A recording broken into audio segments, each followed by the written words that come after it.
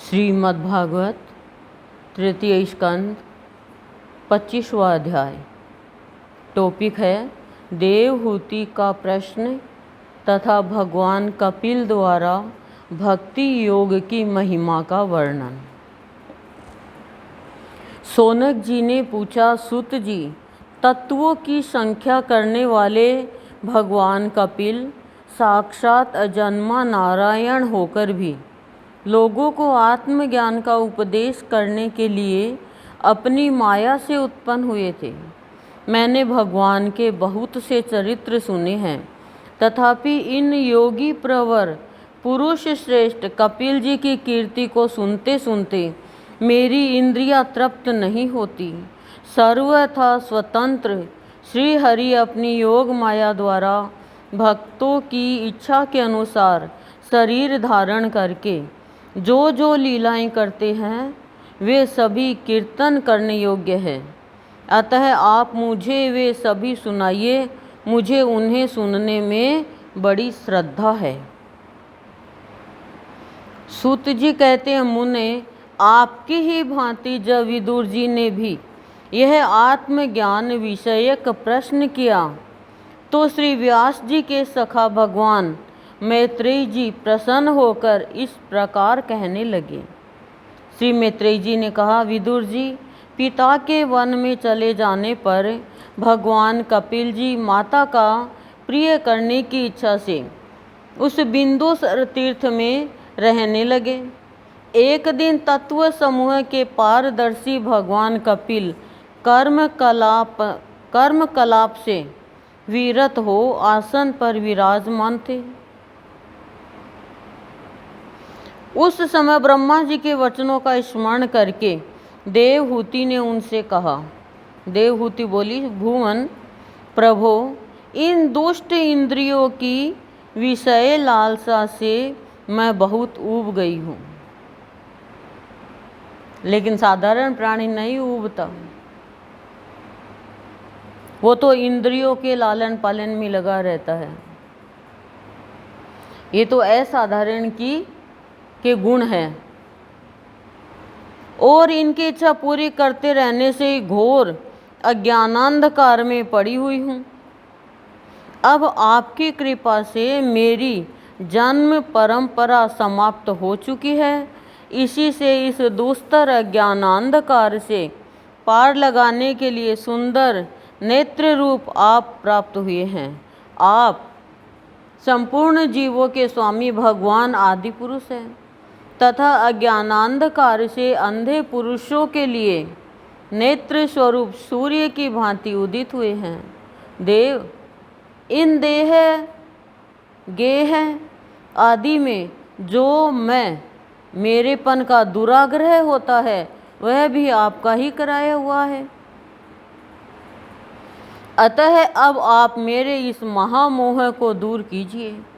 आप अपने भक्तों के संसार रूप वृक्ष के लिए कुठार के समान हैं। मैं प्रकृति और पुरुष का ज्ञान प्राप्त करने की इच्छा से आप शरणागत वत्सल की शरण में आई हूँ। आप भागवत धर्म जानने वालों में सबसे श्रेष्ठ है। मैं आपको प्रणाम करती हूँ। श्री मैत्रेय जी कहते हैं,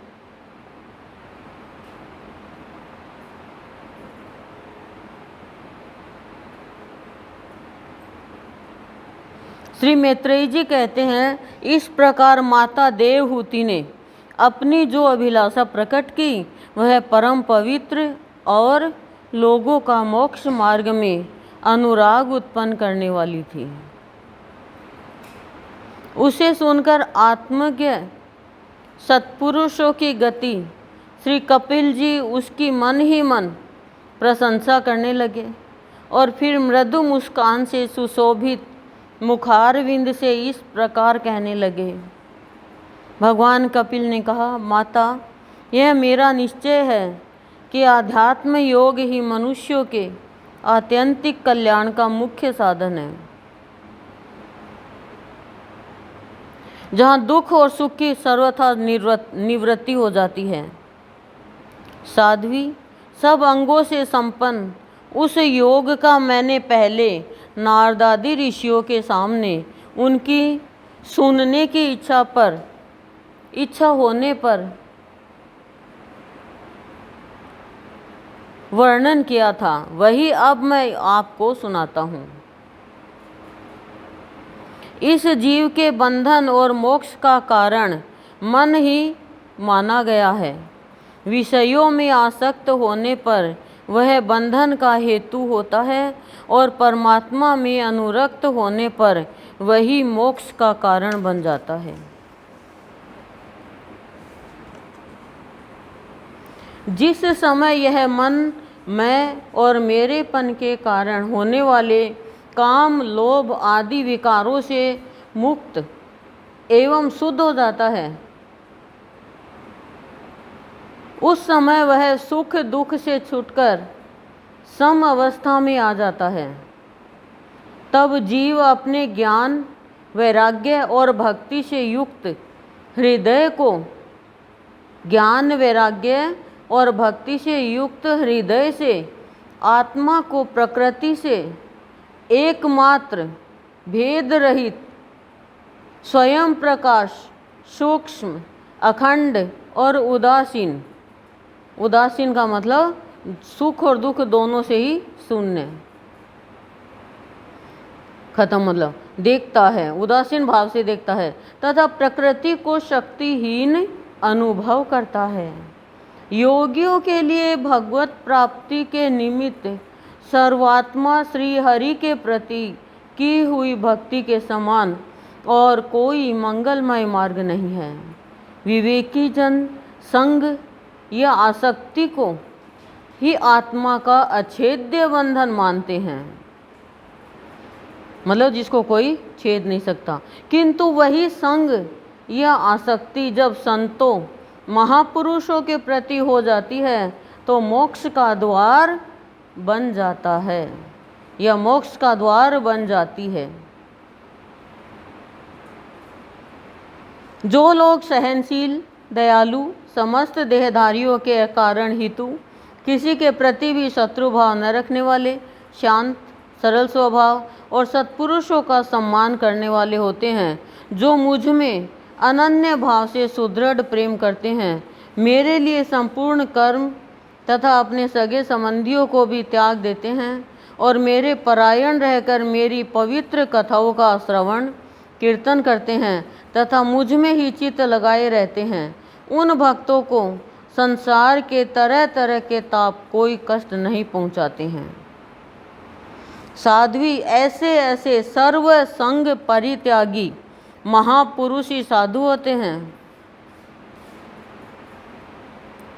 तुम्हें उन्हीं के संग की इच्छा करनी चाहिए, क्योंकि वे आसक्ति से उत्पन्न सभी दोषों को हर लेने वाले हैं। सत्पुरुषों के समागम से मेरे पराक्रमों का यथार्थ ज्ञान कराने वाली तथा हृदय और कानों को प्रिय लगने वाली कथाएं होती है। उनका सेवन करने से शीघ्र ही मोक्ष मार्ग में श्रद्धा, प्रेम और भक्ति का क्रम से विकास होगा। फिर मेरी सृष्टि आदि लीलाओं का चिंतन करने से प्राप्त हुई भक्ति के द्वारा लौकिक एवं पारलौकिक सुखों में वैराग्य हो जाने पर मनुष्य सावधानपूर्वक योग के भक्ति प्रधान सरल उपायों से समाहित होकर मनोनिग्रह के लिए यत्न करेगा। इस प्रकार प्रकृति के गुणों से उत्पन्न हुए शब्दादि विषयों का त्याग करने से, वैराग्य युक्त ज्ञान से, योग से और मेरे प्रति की हुई सुदृढ़ भक्ति से मनुष्य मुझ अपने अंतरात्मा को इस देह में ही प्राप्त कर लेता है। देवहूति ने कहा, भगवान आपकी समुचित भक्ति का स्वरूप क्या है और मेरी जैसी अबलाओं के लिए कैसी भक्ति ठीक है, जिससे कि मैं सहज में ही आपके निर्वाण पद को प्राप्त कर सकूं। निर्वाण स्वरूप प्रभु, जिसके द्वारा तत्व ज्ञान होता है और जो लक्ष्य को बेधने वाले बाण के समान भगवान की प्राप्ति कराने वाले हैं, वह आपका कहा हुआ योग कैसा है और उसके कितने अंग हैं। अरे यह सब आप मुझे इस प्रकार समझाइए, जिससे कि आपकी कृपा से मैं मंदमती स्त्री जाति भी इस दुर्बोध विषय को सुगमता से समझ सकूं। श्री मैत्रेयी जी कहते हैं, विदुर जी, जिसके शरीर से उन्होंने स्वयं जन्म लिया था, उस अपनी माता का ऐसा अभिप्राय जानकर कपिल जी के हृदय में स्नेह उमड़ आया और उन्होंने प्रकृति आदि तत्वों का निरूपण करने वाले शास्त्र का, जिसे सांख्य कहते हैं, उपदेश किया। साथ ही भक्ति विस्तार एवं योग का भी वर्णन किया। अपनी माता को ही बता रहे हैं। श्री भगवान ने कहा, माता, जिसका चित्त एकमात्र भगवान में ही लग गया है, ऐसे मनुष्य की वेद विहित कर्मों में लगी हुई तथा विषयों का ज्ञान कराने वाली कर्मेंद्रिया एवं ज्ञानेंद्रिया दोनों प्रकार की इंद्रियों की जो सत्व मूर्ति श्री हरि के प्रति स्वाभाविक की प्रवृत्ति है, वही भगवान की अहेतु की भक्ति है। यह मुक्ति से भी बढ़कर है, क्योंकि जठरानल जिस प्रकार खाए हुए अन्न को पचाता है, उसी प्रकार यह भी कर्म संस्कारों के भंडार रूप लिंग शरीर को तत्काल भस्म कर देती है। मेरी चरण सेवा में प्रीति रखने वाले और मेरी ही प्रसन्नता के लिए समस्त कार्य करने वाले कितने ही बड़भागी भक्त, जो एक दूसरे से मिलकर प्रेम पूर्वक मेरे ही पराक्रमों की चर्चा किया करते हैं, मेरे साथ एक ही भाव की भी इच्छा नहीं रखते। माँ, वे साधुजन अरुण नयन एवं मनोहर मुखारविंद से युक्त मेरे परम सुंदर और वरदायक दिव्य रूपों की झांकी करते हैं और उनके साथ सप्रेम संभाषण भी करते हैं, जिसके लिए बड़े बड़े तपस्वी भी लालायित रहते हैं। दर्शनीय अंग प्रत्यंग, उदार हास विलास, मनोहर चितवन और सुमधुर वाणी से युक्त मेरे उन रूपों की माधुरी में उनका मन और इंद्रियां फंस जाती है। ऐसी मेरी भक्ति न चाहने पर भी उन्हें परम पद की प्राप्ति करा देती है। अविद्या की निवृत्ति हो जाने पर यद्यपि वे मुझ मायापति के सत्यादि लोकों की भोग संपत्ति भक्ति की प्रवृत्ति के पश्चात स्वयं प्राप्त होने वाली अष्ट सिद्धि अथवा वैकुंठ लोक के भगवदीय ऐश्वर्य की भी इच्छा नहीं करते, तथापि मेरे धाम में पहुँचने पर उन्हें ये सब विभूतियाँ स्वयं ही प्राप्त हो जाती हैं, जिनका एकमात्र मैं ही प्रिय आत्मा, पुत्र, मित्र, गुरु, सुहृद और इष्ट देव हूँ। वे मेरे ही आश्रय में रहने वाले भक्तजन शांतिमय वैकुंठ धाम में पहुंचकर किसी प्रकार भी इन दिव्य भोगों से रहित नहीं होते और न उन्हें मेरा कालचक्री ग्रस सकता है। माता जी, जो लोग यह लोक परलोक और इन दोनों लोकों में साथ जाने वाले वासनामय लिंग देह को तथा शरीर से संबंध रखने वाले जो धन, पशु एवं ग्रह आदि पदार्थ हैं, उन सबको और अन्य संग्रहों को भी छोड़कर अनन्य भक्ति से सब प्रकार मेरा ही भजन करते हैं, उन्हें मैं मृत्यु रूप संसार सागर से पार कर देता हूँ।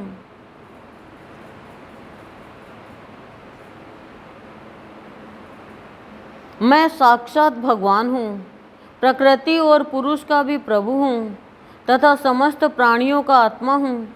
मेरे सिवा और किसी का आश्रय लेने से मृत्यु रूप महाभय से छुटकारा नहीं मिल सकता। मेरे भय से यह वायु चलती है, मेरे भय से सूर्य तपता है, मेरे भय से इंद्र वर्षा करता है और अग्नि जलाती है तथा मेरे ही भय से मृत्यु अपने कार्य में प्रवृत्त होता है। योगी जन ज्ञान वैराग्य युक्त भक्ति योग के द्वारा शांति प्राप्त करने के लिए मेरे निर्भय चरण कमलों का आश्रय लेते हैं।